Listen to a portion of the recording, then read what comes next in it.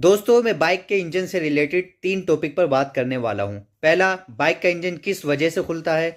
दूसरा, बाइक का इंजन खुलने के बाद किन किन पार्ट्स का डलना जरूरी है। और तीसरा, बाइक का इंजन खुलने के बाद उसे रिपेयर करने में कितना खर्चा आ जाता है। तो मैं पहले पहले टॉपिक पर बात करता हूं कि बाइक का इंजन किस वजह से खुलता है। पहली वजह क्रैंक होती है। क्रैंक में जो ये रोड लगी हुई है इसे कनेक्टिंग रोड किट बोलते हैं। ये एक रोड, बेरिंग और पिन के साथ होती है। ये तीनों चीजें घिस जाती हैं और इनके अंदर गैप बन जाता है और ये आवाज करने लग जाती हैं। और इस आवाज को बंद करने के लिए और इस कनेक्टिंग रोड किट को चेंज करने के लिए इंजन खोलना पड़ता है।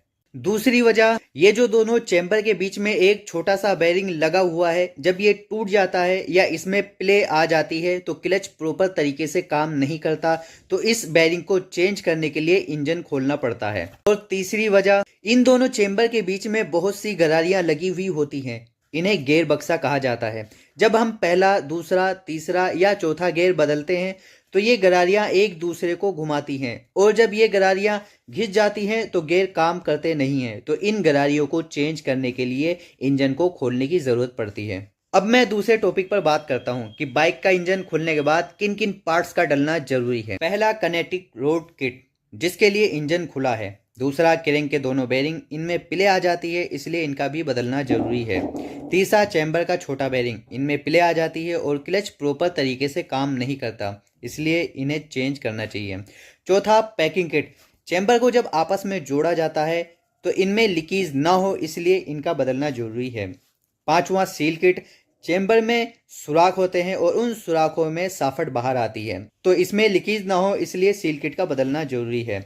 छठा, क्लच प्लेट और सातवां, प्रेशर प्लेट, इन दोनों को बदलने से बाइक का पिकअप जबरदस्त हो जाता है। आठवां, ऑयलिंग किट, ये भी इंजन ऑयल की लीकेज को रोकती है।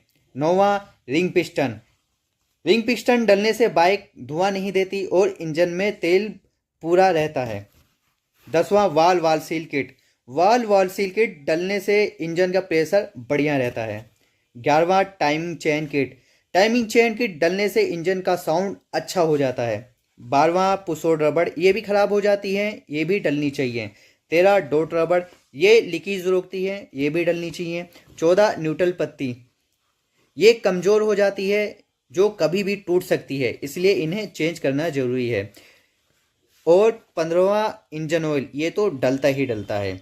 और ओरिजिनल पार्ट्स डलने से इंजन में साउंड नई बाइक की तरह आने लगती है और बाइक चलने में स्मूथ हो जाती है। और अब बात होने वाली है टॉपिक नंबर 3 पर, जो कि सबसे अहम है कि बाइक का इंजन खुलने के बाद उसे रिपेयर करने में कितना खर्चा बैठ जाता है। अगर सारा पार्ट्स जेन्युइन डलता है तो एक इंजन की रिपेयरिंग में तकरीबन 5,000 का खर्चा बैठ जाता है। तो गाइज, उम्मीद है आपको ये वीडियो पसंद आई होगी। फिर मिलते हैं ऐसी एक और वीडियो के साथ, जब तक के लिए बाय बाय, टेक।